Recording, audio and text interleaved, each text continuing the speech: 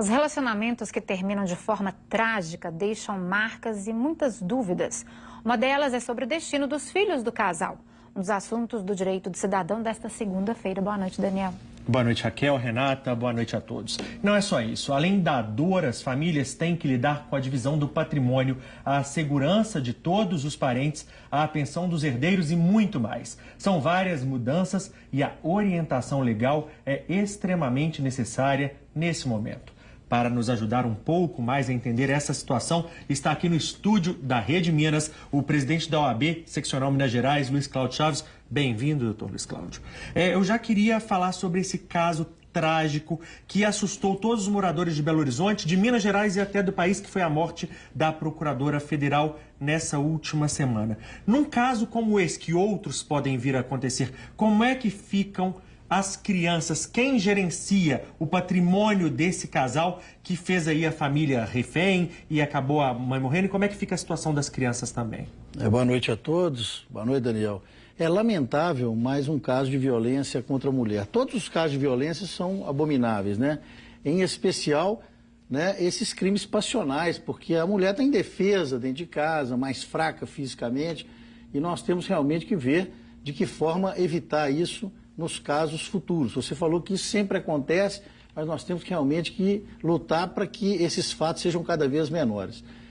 A questão dos filhos, aí, fundamentalmente, a justiça tem que analisar o melhor interesse dos filhos. Nós temos que analisar que eles passaram por um trauma violento e o que a justiça tem que ver agora é qual dos avós, paternos ou maternos, terão mais cuidados com a criança. A quem, né, cuidará de dar bem-estar a essas crianças, tanto do ponto de vista psíquico como físico, né, material. Me parece aí que as crianças já estão sob a guarda, né, dos avós maternos, né, materialmente e fisicamente, e o juiz deve, então, manter essa guarda. Presidente, em alguns casos não existem parentes. Como é que fica, então, essa questão das crianças? Eles são mandados para abrigos? O que mais é decidido?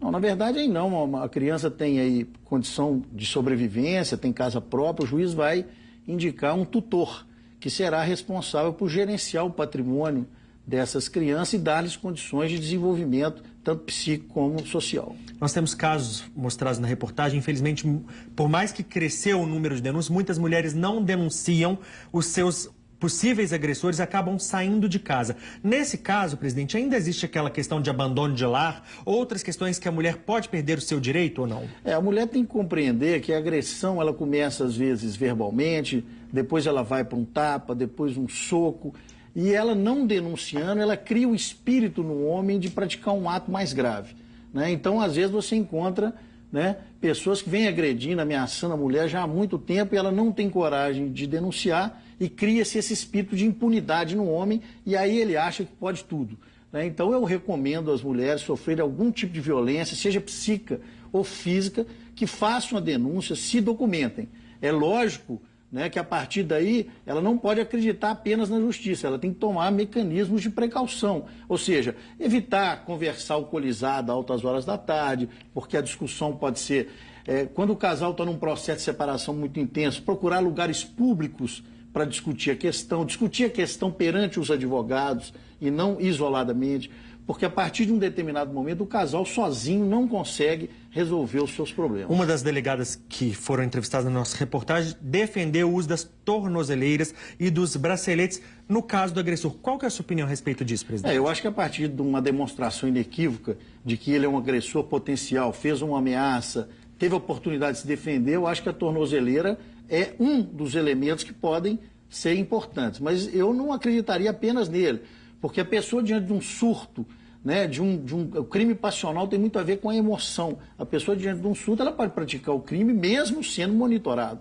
Então, acho que a vítima, nesse caso, ela tem realmente que tomar outras precauções, né, tais como procurar um advogado, realmente entrar com a Lei Maria da Penha, exigir uma distância, como foi feito em casos recentes, e também exigir das autoridades judiciais uma celeridade processual.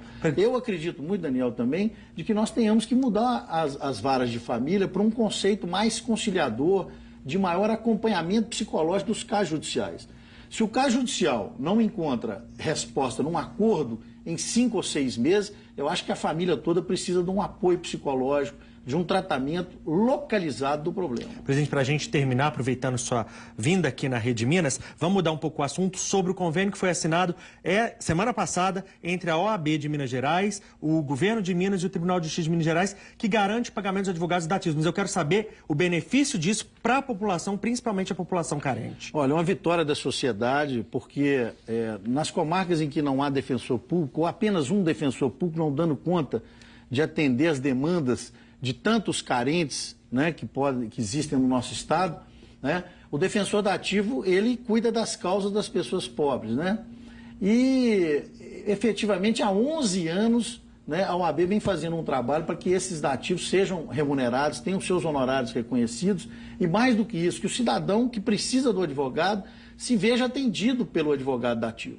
E nós estávamos com várias comarcas já parando esse atendimento. Então, felizmente, o governo do estado, a OAB, o Poder Judiciário, o Tribunal de Justiça, fizeram realmente o que se deve fazer, dialogar e encontrar a solução, que é o pagamento administrativo desses dativos, que assegura amplo acesso à justiça a todas as pessoas do nosso estado. Muito obrigado pela presença. Lembrando que isso é de graça, esse atendimento. Voltamos com você, Renata. Obrigada, muito obrigada.